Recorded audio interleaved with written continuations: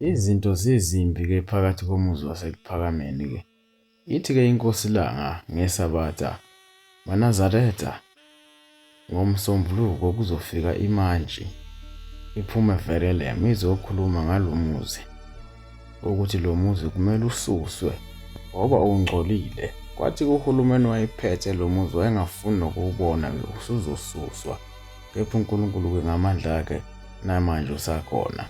Ithi-ke iNkosi Langa ngeSabatha, maNazaretha, kuzofika imantshi yaseVerulam ngoMsombuluko kuzoshiwo-ke isinqumo ukuthi uyasuswa lo muzi. Ithi-ke inkosi, kodwa ngizobatshela ukuthi uma bewususa lo muzi abayobhala ibhodi elikhulu bathi sekuPhakameni, ngoba ngesikhathi uNkulunkulu ehlisa lo muzi akawehlisanga kwenye indawo, kepha wawehlisa la eKuphakameni. Yayisitheleka-ke imantshi ngoMsombuluko emzini waseKuphakameni. Ithe-ke ingena ngesango yase yathi-ke iNkosi Langa itshela abashumayeli yathi-ke uma ephuma lo mlungu emotweni nimtshele ukuthi ngithe akahamba ayobukela umgidi.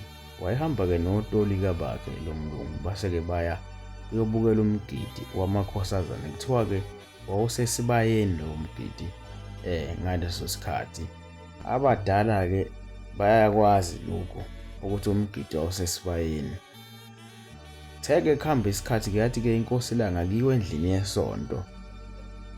Wase-ke behamba-ke nalo mlungu-ke baya endlini yesonto. Mabafika-ke iNkosi Langa ayikakasuki endlini yayo yeza phakathi lana esontweni.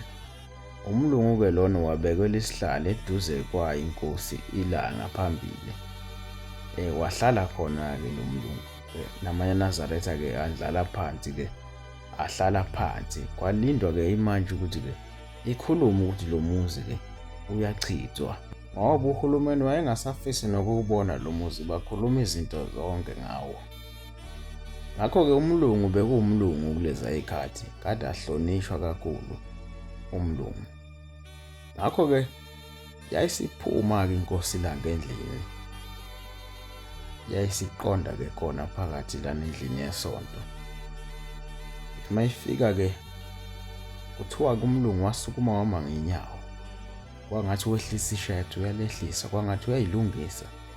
Uma eyibona iNkosi Langa ingena ngomnyango wasukuma wama ngenyawo. iNkosi Langa-ke yaze yafika yahlala phansi. Yayisithi-ke umlungu awukhulume le decision oze ngayo. Umlungu-ke wasukuma wathi, Shembe, into engiyibone lana iyisimanga.